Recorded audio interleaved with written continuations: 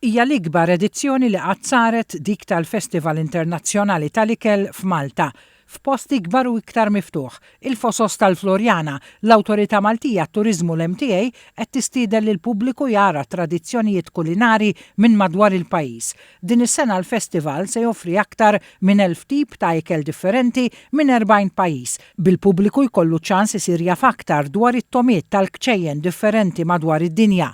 Hija edizzjoni speċjali, edizzjoni ta' opportunità unika il għaliex inaqqadna llum fil-Fosos għall-ewwel darba venue ġdid, venue li ser jiftaħ opportunitajiet mhux biss għal businesses lokali imma wkoll għall-esperjenza turistika. Gavin Gulija, chairman tal-MTA, għalli festival bħal dan mhux biss jiċċelebra id-diversità tal-ikel imma jqarreb lil kull min jaħdem f'dan il-qasam.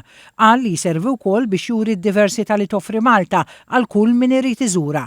Il-festival se jkollu tiżwieqa ta' ikel, divertiment u mużika.